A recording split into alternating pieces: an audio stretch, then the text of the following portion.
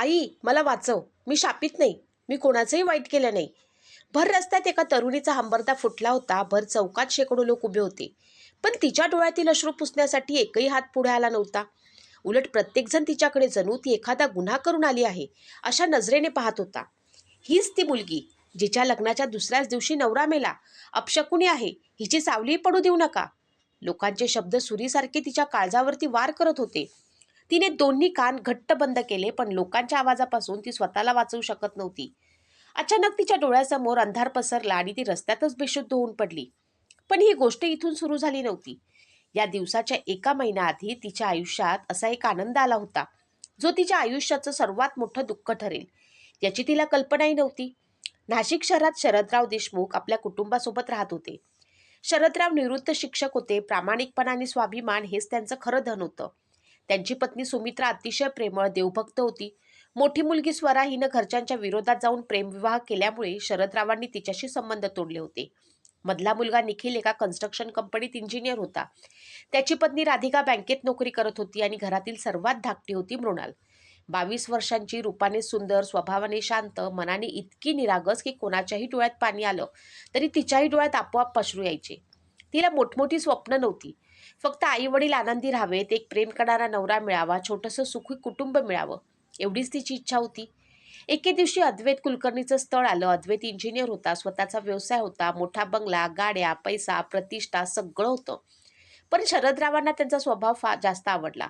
अद्वैतनं मृणालला पहिल्याच भेटीत, तुला लग्नानंतर नोकरी करायची असेल तर माझा पूर्ण पाठिंबा असेल. हे ऐकून मृणालच्या मनात त्याच्याबद्दल आदर निर्माण झाला. काही दिवसात लग्न ठरलं. घरात आनंदाचं वातावरण निर्माण झालं. सुमित्रा रोज देवापुढे दिवा लावत म्हणायच्या, देवा, माझ्या मुलीच्या आयुष्यात कधी दुःख आणू नकोस. लग्नाचा दिवस उजाडला. मंगलाष्टकाच्या गजरात दोघांनी एकमेकांच्या गळ्यात हार घातला. कन्यादान करताना शरदरावांच्या डोळ्यातून अश्रू वाहत होते. बाळा, माझ्या मुलीला कधी रडवू नकोस, ते म्हणाले. अद्वैतनं त्यांच्या हातावरती हात ठेवत उत्तर दिलं, बाबा, तिला कायम हसत ठेवणं हीच माझी जबाबदारी आहे. हे ऐकून सर्वांच्या चेहऱ्यावर समाधान उमटलं. मृणाल नववधू म्हणून सासरी आली. रात्री खोलीत बसलेली असताना अद्वैत तिच्या जवळ आला. त्यानं खिशातून एक छोटंसं गिफ्ट काढलं. हे उद्या सकाळी उघडायचं, आधी नाही. तो हसत म्हणाला. ती लाजून मान खाली घालून गिफ्ट हातात घेतलं. तेवढ्यात त्याच्या मित्राचा फोन आला. फक्त अर्धा तास, मित्रांनी जबरदस्ती केली आहे, लगेच येतो, तो म्हणाला आणि निघून गेला. मृणाल त्याच्या परतीची वाट पाहत बसली. 10 वाजले, 11 वाजले, 12 वाजले, रात्र संपत आली. पण अद्वैत परतलाच नाही.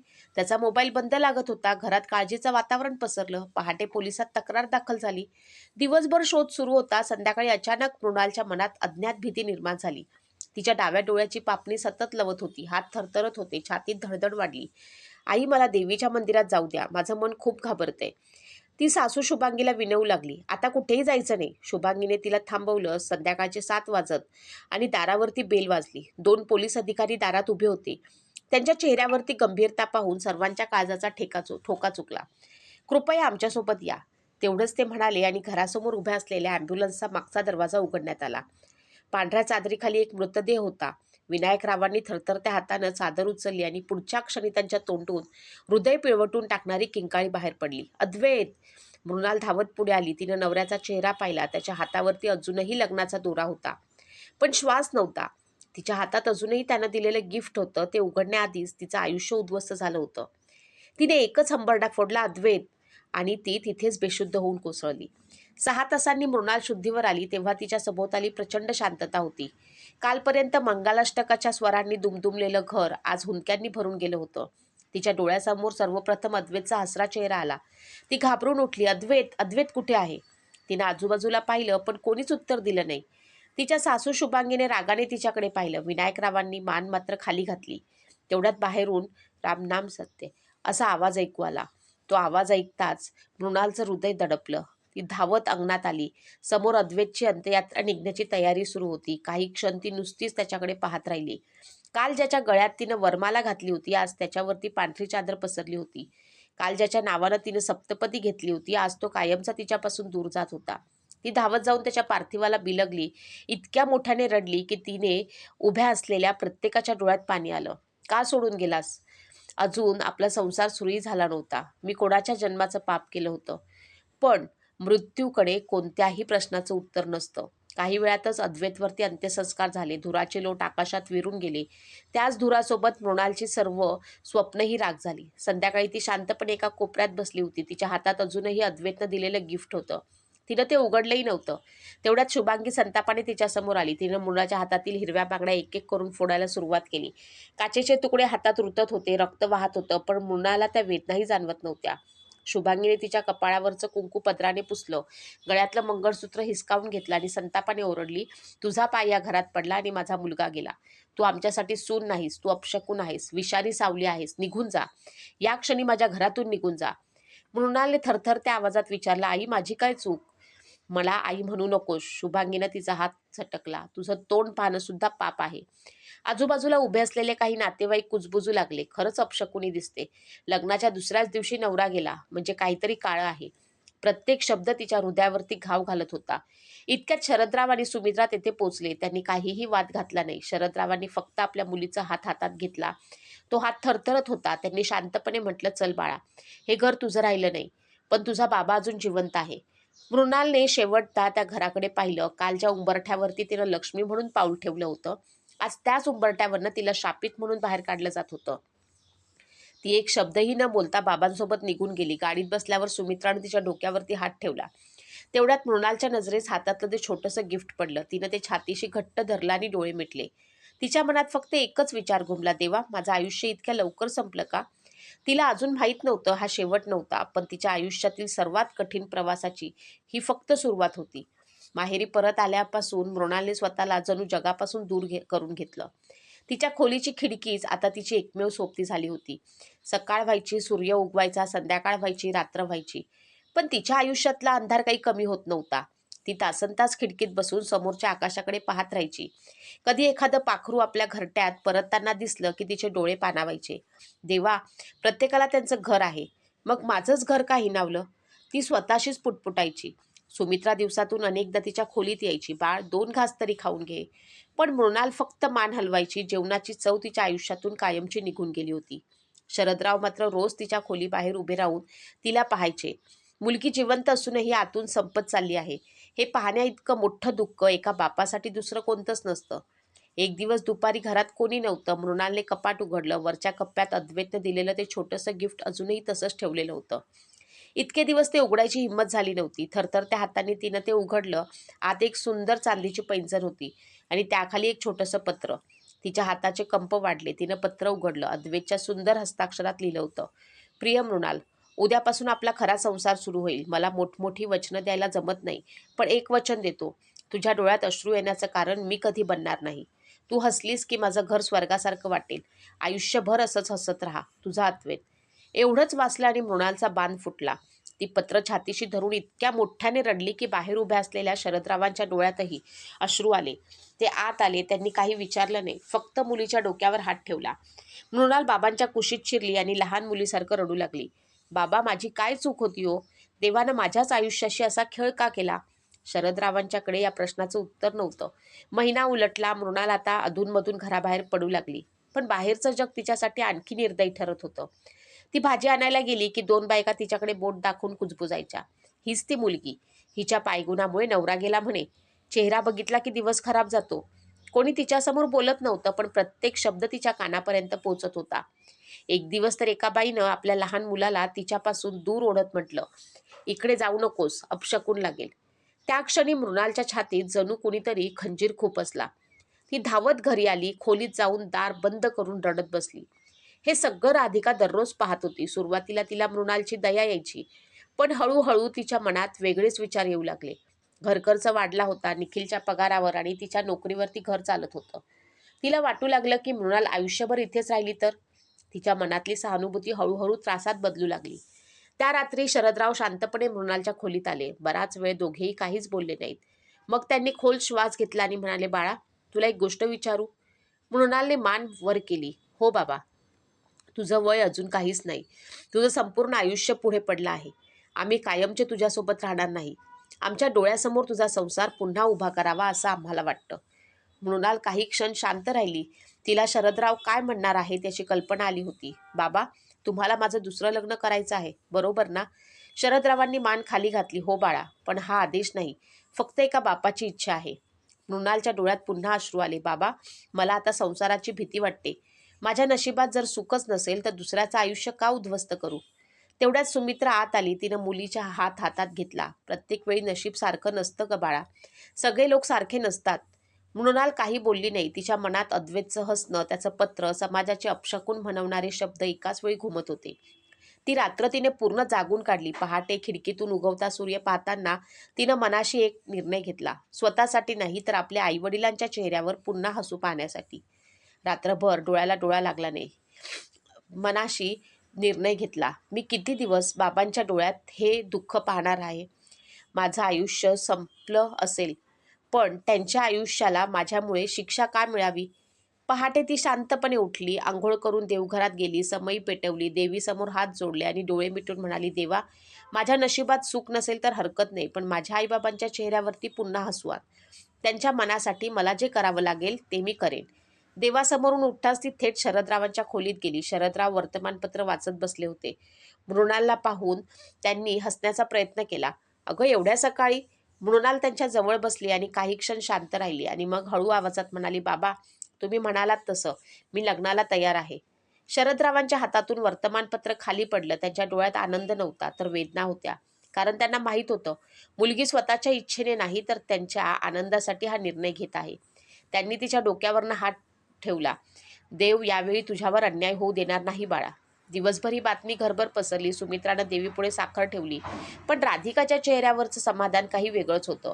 ती मनात म्हणाली, बरं झालं, आता ही इथून गेली की घरातली एक मोठी जबाबदारी कमी होईल. संध्याकाळी ती मुद्दाम मृणालच्या खोलीत आली. हातात चहाचा कप होता.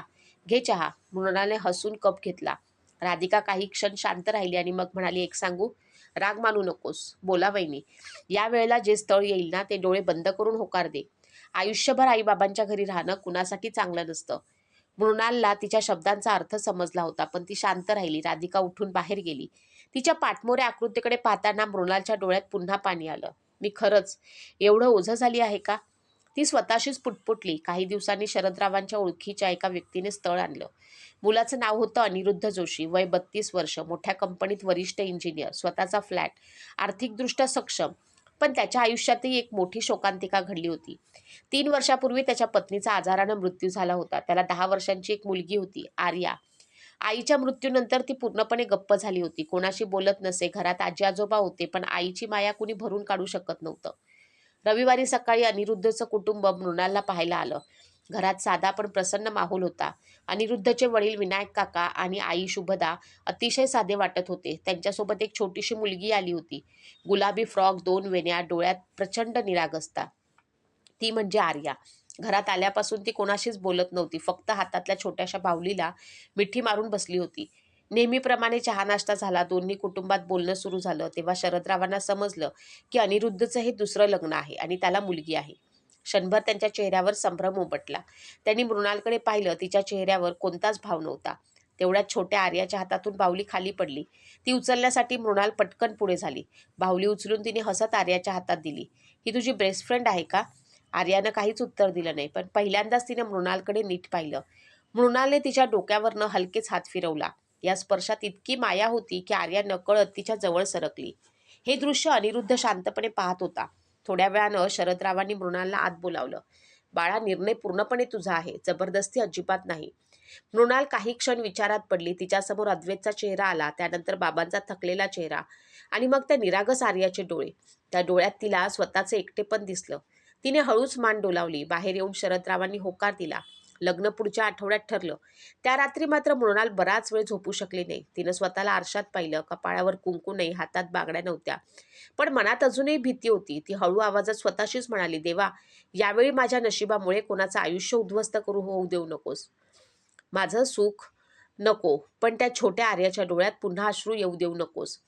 तिला अजून माहीत नव्हतं, नियती तिच्यासाठी आणखी एक मोठी कठीण परीक्षेची तयारी करत होती. लग्नाला अवघे 2 दिवस उरले होते. घरात पुन्हा लगबग सुरू झाली होती. पण यावेळी ना ढोल ताशांचा गजर होता, ना मोठा मंडप, ना शेकडो पाहुण्यांची वर्दळ. शरदरावांनी ठरवलं होतं, यावेळेस मुलीचं लग्न दिखाव्यासाठी नाही, तर तिच्या आयुष्याला पुन्हा एक संधी देण्यासाठी आहे. त्यामुळे मंदिरात अगदी साध्या पद्धतीने लग्न करायचं ठरलं. मृणालही कोणत्याही अपेक्षेशिवाय सर्व तयारी करत होती. तिच्या चेहऱ्यावर ना नववधूचा आनंद होता, ना कोणती उत्सुकता. फक्त एक शांत स्वीकार होता. लग्नाच्या आदल्या दिवशी सकाळी ती एकटीच जवळच्या दुर्गामातेच्या मंदिरात गेली. देवीसमोर उभी राहतच तिच्या डोळ्यातील अश्रू दाटून आले. तिने हात जोडले आणि म्हणाली, आई, मागच्या वेळी मी माझ्या संसाराचं सुख मागितलं होतं, पण रिकाम्या हाताने परत आले. आज मी माझ्यासाठी काहीच मागत नाही. फक्त एवढीच प्रार्थना करते की यावेळेस अनिरुद्ध आणि त्या छोट्या आर्याला माझ्या नशिबाची सावली लागू देऊ नकोस. गरज पडली तर माझ्या वाट्याचं सगळं दुःख मला दे, पण त्यांचं हसू हिरावून घेऊ नकोस. तिच्या डोळ्यातून अश्रू देवीच्या चरणांवर पडले. ती बराच वेळ तिथेच बसून राहिली. मंदिरातून बाहेर पडताना एका वृद्ध साध्वीनं तिला थांबवलं. त्यांनी तिच्या डोक्यावर हात ठेवला आणि फक्त एवढंच म्हणाल्या, मुली, देव उशीर करतो पण अन्याय नाही. त्या शब्दांनी तिच्या मनाला क्षणभर दिलासा दिला. दुसऱ्या दिवशी सकाळी मंदिरात अगदी साध्या वातावरणात लग्न पार पडलं. मंगलाष्टकांचे स्वर पुन्हा एकदा तिच्या कानावर पडत होते, पण यावेळी प्रत्येक शब्द ऐकताना तिचं मन भीतीने भरून जात होतं. सप्तपदी घेताना तिच्या पायांना जणू वजन आलं होतं. अनिरुद्धने तिच्या गळ्यात मंगळसूत्र घातलं, कपाळावर कुंकू भरलं, पण तिच्या मनातला भूतकाळ अजूनही संपला नव्हता. लग्नानंतर आर्या तिच्याकडे पाहत राहिली. काही क्षणांनी ती हळूच पुढे आली आणि मृणालचा हात धरला. त्या छोट्याशा स्पर्शानं मृणालच्या चेहऱ्यावरती अनेक दिवसांनी खरं हसू उमटलं. नवीन घरात तिचं स्वागत झालं. शुभदांनी आरती ओवाळली. उंबरठ्यावरती माप ठेवण्यात आलं. मृणालने हळूच घरात पाऊल ठेवलं. तिच्या मनात एकच विचार होता, देवा, या उंबरठ्याचं सुख यावेळी टिकू दे. रात्री जेवण झाल्यावर शुभदांनी हसत म्हटलं, अनिरुद्ध, आजपासून मृणाल तुझ्या खोलीत. त्यांचं वाक्य पूर्ण होण्याआधीच अनिरुद्ध शांतपणे म्हणाला, आई, मृणाल आजपासून आर्याच्या खोलीत झोपेल. क्षणभर संपूर्ण घरात शांतता पसरली. मृणालनं आश्चर्यानं त्याच्याकडे पाहिलं. शुभदांनी विचारलं, का रे? अनिरुद्धने दीर्घ श्वास घेतला. मी हे लग्न माझ्यासाठी केलं नाही. आईबाबांची काळजी घेणारी, आर्याला आईची माया देणारी व्यक्ती हवी होती. मी मृणालला खोट्या आशा द्यायच्या नाहीत. तिच्याशी प्रामाणिकपणे राहणं मला योग्य वाटतं. हे शब्द ऐकून मृणालच्या छातीत पुन्हा एकदा वेदनेची लाट उसळली. तिला वाटलं होतं कदाचित नियती यावेळी तिच्यावर दया करेल, पण तिच्या वाट्याला पुन्हा एकदा फक्त तडजोडच आली होती. तिनं चेहऱ्यावरचं जबरदस्तीचं हसू आणलं. ठीक आहे, मी आर्यासोबतच राहीन. त्या रात्री ती आर्याच्या खोलीत आली. आर्या आधीच झोपायला तयारी करत होती. ती काही क्षण मृणालकडे पाहत राहिली आणि मग अचानक विचारलं, तू उद्या सकाळी इथेच असशील ना? मृणाल हसली. हो बाळा, मी कुठेही जाणार नाही. आर्या लगेच तिच्या जवळ आली आणि तिच्या कुशीत शिरली. मग मला झोप येईल. त्या एका वाक्यानं मृणालच्या डोळ्यात पाणी आलं. संपूर्ण दिवसात प्रथमच तिला असं वाटलं की कदाचित देवानं तिच्यासाठी संसार नाही ठेवला, पण कोणाच्या तरी आयुष्यात आई बनण्याचं भाग्य मात्र ठेवलं आहे. तिला अजूनही माहीत नव्हतं की ती ज्या घराला मनापासून आपलंसं मानू लागली होती, तेच घर काही दिवसांनी तिला पुन्हा एकदा शापित ठरवणार होतं. दुसऱ्या दिवसापासून मृणालच्या आयुष्याला एक नवीन दिनक्रम मिळाला. पहाटे 5 वाजता ती उठायची. सर्वप्रथम देवघरात दिवा लावायची. त्यानंतर शुभदाच्या औषधांची तयारी, विनायकरावांसाठी कोमट पाणी, स्वयंपाक, आर्याचा डब्बा, तिचा अभ्यास, शाळेची तयारी, सगळं ती अगदी मनापासून करायची. या घरात कोणी तिच्याकडनं काही मागण्याआधीच ती ते काम करून ठेवायची. घरातील प्रत्येक वस्तू कुठे आहे, कोणाला कोणत्या वेळी औषध हवं, कोणाला चहा कसा आवडतो, हे सगळं तिनं काही दिवसातच लक्षात ठेवलं. आर्याच्या आयुष्यात मात्र मोठा बदल होऊ लागला होता. आई गेल्यानंतर जी मुलगी कोणाशीच बोलत नव्हती, ती आता दिवसभर मम्मा मम्मा करत मृणालच्या मागे फिरू लागली होती. मम्मा, आज माझ्या केसांना 2 वेण्या घालशील का? मम्मा, आज माझ्या डब्यात पराठा ठेव ना. मम्मा, आज शाळेत माझा ड्रॉइंग कॉम्पिटिशन आहे, तू येशील ना? आर्याच्या प्रत्येक प्रश्नाचं उत्तर मृणालकडे प्रेमानं भरलेलं असायचं. अनिरुद्ध हे सगळं शांतपणे पाहत होता. त्यानं स्वतःला कामात इतकं झोकून दिलं होतं की मुलीसाठी वेळच उरला नव्हता. पण आता आर्या पुन्हा हसू लागली होती. घरात तिच्या खळखळून हसण्याचा आवाज पुन्हा घुमू लागला होता. एक दिवस शाळेची पालक सभेची सूचना आली. आर्याने सरळ मृणालचा हात धरला. मम्मा, तूच यायचं. मृणाल थोडी थांबली. बाबा, डॅड येतील. आर्याने लगेच नकारार्थी मान हलवली. नाही, मला तूच हवी आहेस. त्या दिवशी प्रथमच मृणाल शाळेत गेली. आर्याच्या वर्ग शिक्षिकेने हसून विचारलं, तुम्ही आर्याची आई? मृणाल क्षणभर गप्प राहिली. उत्तर देण्याआधीच आर्या अभिमानानं म्हणाली, हो, हीच माझी मम्मा. हे ऐकून मृणालच्या डोळ्यात नकळत पाणी आलं. तिला पहिल्यांदा कोणीतरी आई म्हणून स्वीकारलं होतं. घरी परतल्यावरती शुभदांनीही तिचं कौतुक केलं. मृणाल, तू आल्यापासून घरात पुन्हा आनंद आला आहे. विनायकराव हसत म्हणाले. घरात इतक्या दिवसांनी पुन्हा जेवणाला चव आली. हे ऐकून मृणालच्या मनामध्ये समाधानाची एक छोटीशी कळी उमलली. पण अनिरुद्ध मात्र अजूनही तिच्याशी खूप मर्यादित बोलायचा. घरातल्या कामाबद्दल धन्यवाद किंवा आर्याची काळजी घेतल्याबद्दल एक छोटंसं थँक्यू, या पलीकडे त्याच्यात कोणताच संवाद नव्हता. मृणाललाही त्याची अपेक्षा नव्हती. तिनं मनाशी ठरवलं होतं, हे नातं मी मागणार नाही. जबरदस्तीने मिळालेलं प्रेम कधीच खरं नसतं. दिवस पुढे सरकत होते. एक रविवार अनिरुद्ध ऑफिसच्या काही फाईल्स पाहत बसला होता. मृणालने त्याच्यासमोर चहा ठेवला. तो नकळत म्हणाला, धन्यवाद. ती निघू लागली. इतक्यात तो म्हणाला, मृणाल. ती थांबली. आर्या खूप बदलली आहे. मृणाल हसली. तिला फक्त प्रेमाची गरज होती. अनिरुद्ध काही क्षण तिच्याकडे पाहत राहिला. पहिल्यांदाच त्याला जाणवलं, ही स्त्री फक्त जबाबदाऱ्या पार पाडत नाही, तर हे घर मनापासून जगत आहे. त्या रात्री शुभदांनी विनायकरावांना हळू आवाजात म्हटलं, आपला निर्णय चुकीचा नव्हता. विनायकराव हे हसले. आपल्या घराला सून नाही, देवानं मुलगी दिली आहे. मात्र नियती पुन्हा एकदा सगळं बदलण्यासाठी तयार उभी होती. दुसऱ्या दिवशी दुपारी दाराची बेल वाजली. मृणालनं दार उघडलं आणि तिच्या हातातील पाण्याचा ग्लास खाली पडला. दारात उभे होते अद्वैतचे आईवडील दत्तात्रयराव आणि शुभांगी, ज्यांनी कधी काळी तिला अपशकुनी, विषवल्ली म्हणत घराबाहेर हाकललं होतं. आज तेच तिच्यासमोर उभे होते आणि त्यांच्या येण्यानं मृणालच्या आयुष्यातलं शांत झालेलं वादळ पुन्हा एकदा उठणार होतं. दार उघडताच मृणाल काही क्षण निशब्द झाली. तिच्यासमोर उभे असलेले चेहरे ती कधीच विसरू शकत नव्हती. दत्तात्रयरावांचे केस पूर्वीपेक्षा अधिक पांढरे झाले होते. शुभांगीच्या चेहऱ्यावरचा कठोरपणा मात्र तसाच होता. फक्त डोळ्यात एक विचित्र अस्वस्थता दिसत होती. मृणालने स्वतःला सावरत, या, तिने एवढंच म्हटलं आणि बाजूला झाली. ते दोघे आत आले. हॉलमध्ये बसलेल्या विनायकरावांनी त्यांना पाहताच आनंदाने हाक मारली. अरे दत्ता, किती दिवसांनी आलास? दोघे जुने मित्र असल्याने गप्पा सुरू झाल्या. शुभदाही त्यांचं स्वागत करण्यात गुंतल्या. मृणाल शांतपणे स्वयंपाकघरात गेली. तिनं चहाचा ट्रे तयार केला, पण हात मात्र थरथरत होते. तिच्या डोळ्यासमोर त्या दिवसाचं दृश्य पुन्हा जिवंत झालं. फुटलेल्या बांगड्या, पुसलेलं कुंकू, विषवल्ली, अपशकुनी, माझ्या घरातून निघून जा. प्रत्येक शब्द अजूनही कानात घुमत होता. तिने डोळे पुसले आणि चहाचा ट्रे घेऊन हॉलमध्ये आली. हा घ्या. तिने कप समोर ठेवला. दत्तात्रयरावांनी तिच्याकडे क्षणभर पाहिलं. त्यांची नजर थबकली. त्यांच्या चेहऱ्यावर अपराधीपणाचे भाव उमटले. पण शुभांगीने मात्र मुद्दाम तिच्याकडे न पाहिल्यासारखं केलं. इतक्यात विनायकराव हसत म्हणाले, दत्ता, ओळख करून देतो, ही आमची सून मृणाल. दत्तात्रयरावांनी हलक्या आवाजात उत्तर दिलं, ओळख आहे. विनायकराव चकित झाले. म्हणजे? शुभांगीने लगेच उत्तर दिलं, ही आमच्या मुलगा अद्वैतची पहिली पत्नी होती. क्षणभर घरात पूर्ण शांतता पसरली. विनायकराव आणि शुभदा अवाक झाले.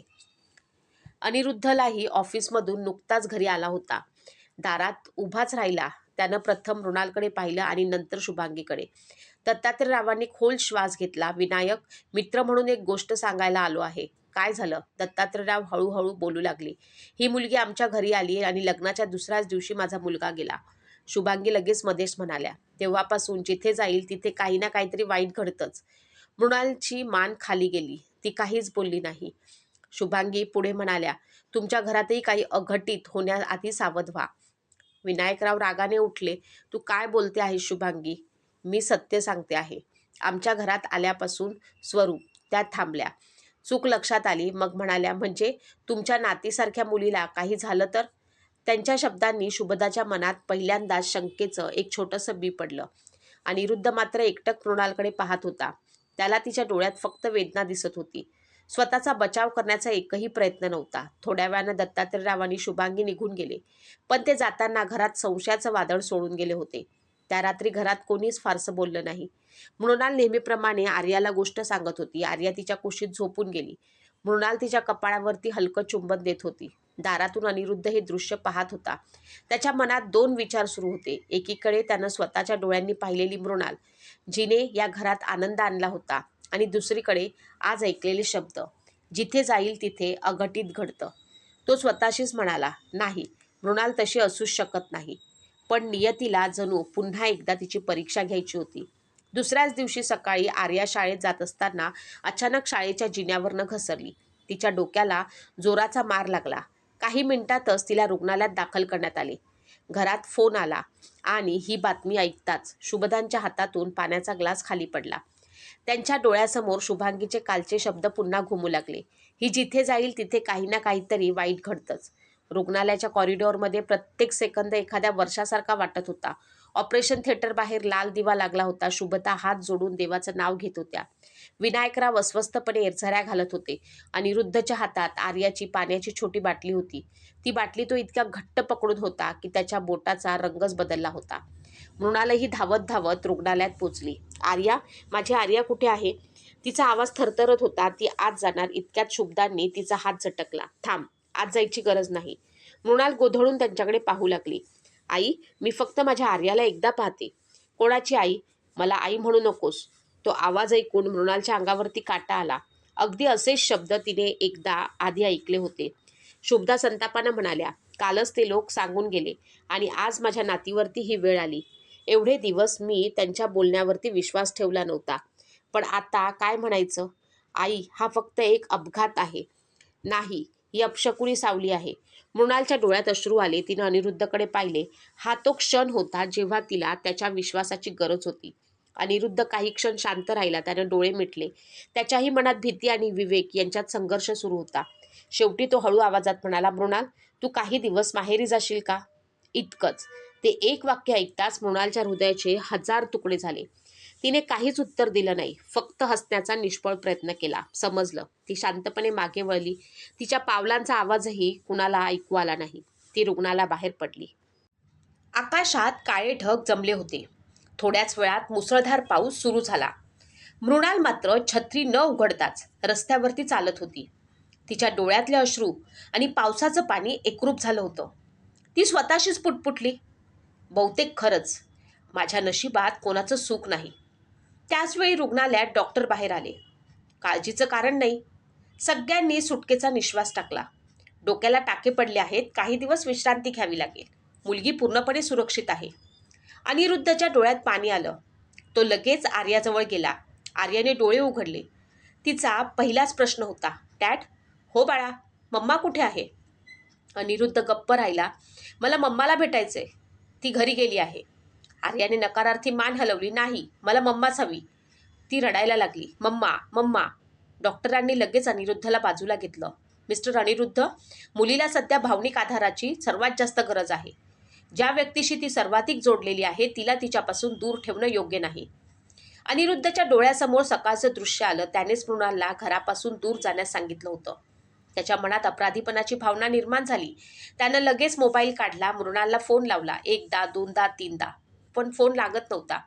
कारण मृणालने मोबाईल बंद केला होता. आणि त्या क्षणी ती शहराच्या दुसऱ्या टोकाला एका जुन्या मंदिराच्या पायऱ्यांवरती एकटी बसून स्वतःच्या नशिबाला दोष देत रडत होती. तिला अजून कल्पनाही नव्हती की काही तासातच तिच्या आयुष्याचं सर्वात मोठं सत्य समोर येणार होतं. आणि ते सत्य ऐकल्यानंतर ज्यांनी तिला शापित म्हटलं होतं तेच तिच्या पायाशी येऊन माफी मागणार होते. सायंकाळ झाली होती. मंदिराच्या पायऱ्यांवर बसलेली मृणाल अजूनही तशीच होती. समोर देवीच्या गाभाऱ्यात आरती सुरू होती. घंटानाद घुमत होता. पण तिच्या मनात मात्र शांततेऐवजी असंख्य प्रश्नांचा गोंधळ होता. मी खरंच अपशकुनी आहे का? माझ्यामुळे सगळ्यांच्या आयुष्यात दुःख येतं का? जर तसं असेल तर देवाने मला जन्मालाच का घातलं? तिच्या डोळ्यातून अश्रूंची अखंड धार वाहत होती. तेवढ्यात तिच्या बाजूला एक वृद्ध महिला येऊन बसल्या. त्यांनी काहीही विचारलं नाही. फक्त आपल्या ओढणीनं मृणालच्या डोळ्यातील अश्रू अलगद पुसले. बाळ, रडून नशीब बदलत नाही. मृणालने त्यांच्याकडे पाहिलं. आई, मी इतकी वाईट आहे का? वृद्ध हलकसं हसल्या. वाईट माणसाच्या डोळ्यात एवढी माया नसते ग. मग माझ्यासोबत असं का घडतं? कारण कधी कधी देव चांगल्या माणसांचीच कठीण परीक्षा घेतो. त्यांचे शब्द मृणालच्या मनात उतरले. तेवढ्यात मंदिराच्या बाहेर एका कारचा आवाज आला. घाईघाईनं अनिरुद्ध खाली उतरला. त्याच्यासोबत विनायकराव आणि शुभदाई होते. अनिरुद्धची नजर मंदिराभर मृणालला शोधत होती. ती दिसताच तो धावत तिच्याजवळ आला. मृणाल, मृणाल शांतपणे उठली. आर्या कशी आहे? अनिरुद्धच्या डोळ्यात अपराधीपणाचं पाणी दाटलं. ती ठीक आहे, पण मग मी निघते. ती मागे वळणार इतक्यात अनिरुद्धने तिचा हात धरला. नको, यावेळी मला बोलू दे. पहिल्यांदाच त्याच्या आवाजात अधिकार नव्हता, तर पश्चाताप होता. मी चुकलो मृणाल. नाही, तुम्ही काही चुकीचं केलं नाही. केलं, खूप मोठी चूक केली. तो पुढे म्हणाला. जग काय म्हणेल याचा विचार करताना मी माझ्या डोळ्यासमोरचं सत्य विसरलो. सत्य? हो. या घरात आईबाबांच्या चेहऱ्यावरती हसू कोणी आणलं? आर्याला पुन्हा जगायला कोणी शिकवलं? या घराला घरपण कोणी दिलं? तू. मृणालच्या डोळ्यात पुन्हा अश्रू आले. पण यावेळी ते वेदनेचे नव्हते. तेवढ्यात एक पोलीस जीप मंदिरासमोर येऊन थांबली. सगळे गोंधळले. एक पोलीस निरीक्षक खाली उतरले. इथे दत्तात्रयराव देशमुख आहेत का? नाही. मग त्यांना ताबडतोब फोन करा. अनिरुद्धने लगेच फोन लावला. अर्ध्या तासात दत्तात्रयराव आणि शुभांगी मंदिरात आले. ते दोघेही घाबरलेले होते. निरीक्षकांनी एक फाईल त्यांच्या हातात दिली. 3 वर्षापूर्वी तुमचा मुलगा अद्वैत याच्या अपघाताची केस आम्ही पुन्हा उघडली होती. हे ऐकताच सगळे स्तब्ध झाले. काल आम्हाला एक महत्वाचा पुरावा मिळाला. काय पुरावा? निरीक्षक म्हणाले. तो अपघात नव्हता. सगळ्यांच्या चेहऱ्यावरती थक्का उमटला. तुमच्या मुलाच्या कारला मागून भरधाव ट्रकने जाणीवपूर्वक धडक दिली होती. काय? दत्तात्रयरावांच्या हातातून फाईल खाली पडली. सीसीटीव्ही फुटेज, ट्रक चालकाचा कबुली जबाब आणि सर्व पुरावे आमच्याकडे आहेत. शुभांगीचा आवाज थरथरला. म्हणजे? निरीक्षक शांतपणे म्हणाले, तुमच्या सुनेचा, मृणालचा त्या घटनेशी काडीचाही संबंध नव्हता. ती निर्दोष होती. हे शब्द ऐकताच शुभांगीच्या डोळ्यातून अश्रूंचा बाण फुटला. त्यांना त्या दिवसाची प्रत्येक घटना आठवू लागली. घराबाहेर केलेला अपमान, विषवल्ली, अपशकुनी, त्या थरथरत्या मृणालसमोर आल्या. क्षणभर त्या तिच्याकडे पाहत राहिल्या आणि पुढच्या क्षणी त्या तिच्या पायांवरती कोसळल्या. मुली, आम्हाला माफ कर.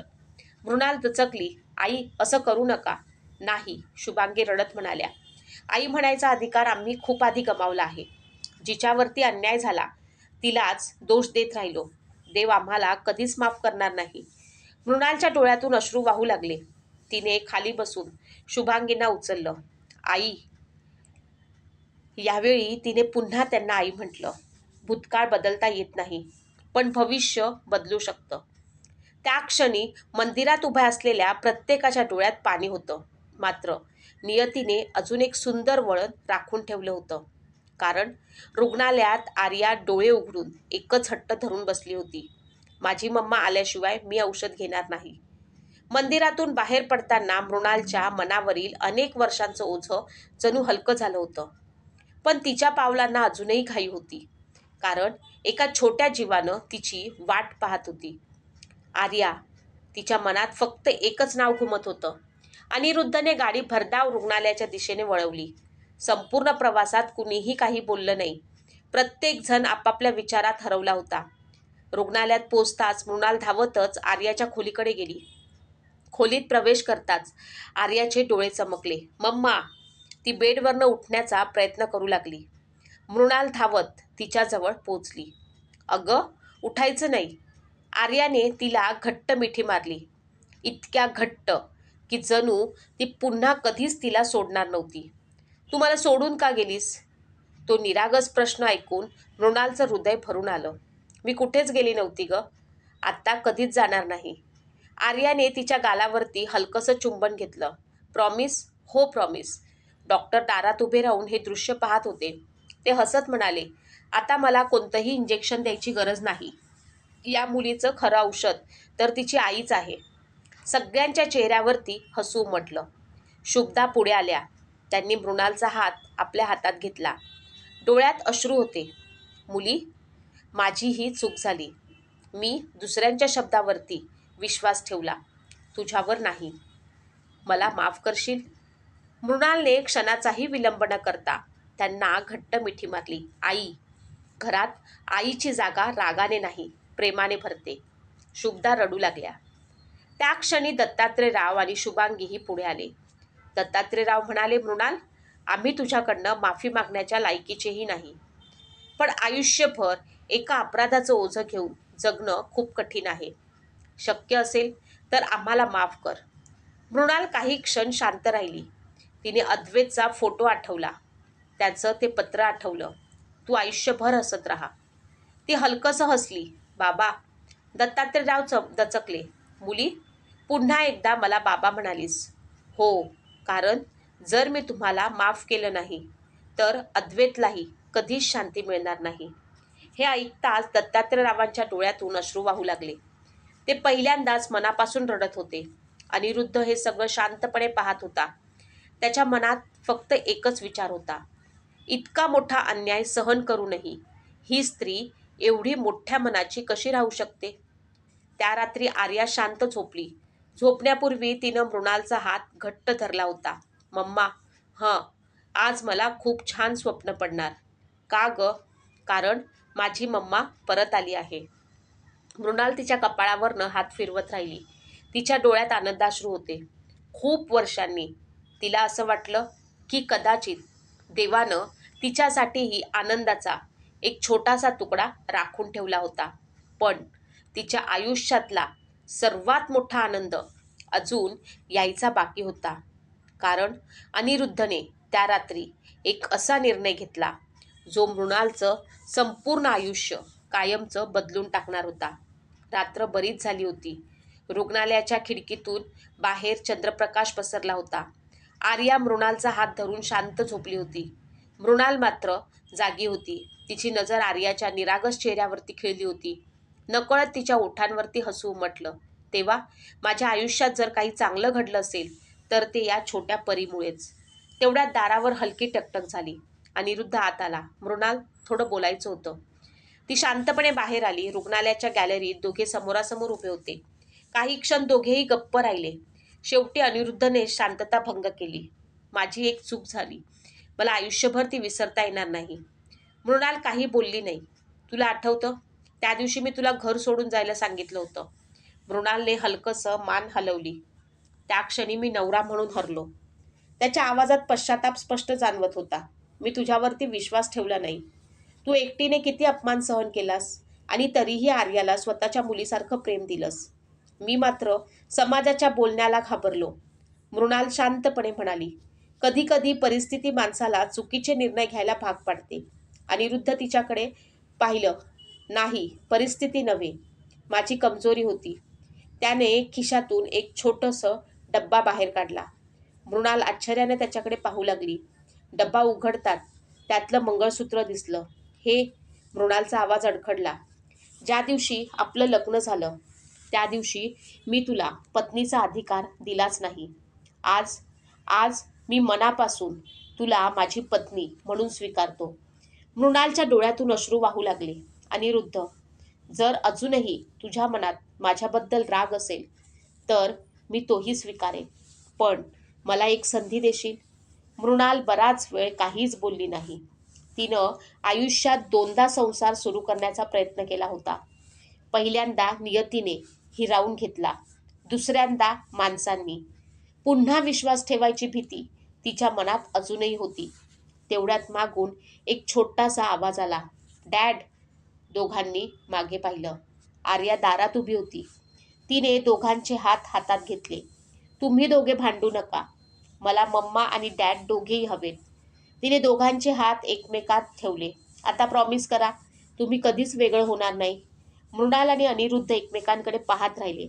अनिरुद्धने हळूच मृणालचा हात घट्ट पकडला. प्रॉमिस. मृणालच्या डोळ्यात आनंदाश्रू दाटले. तिनेही हसत हसत उत्तर दिलं, प्रॉमिस. आर्या आनंदाने टाळ्या वाजवू लागली. येस, आता माझी फॅमिली पूर्ण झाली.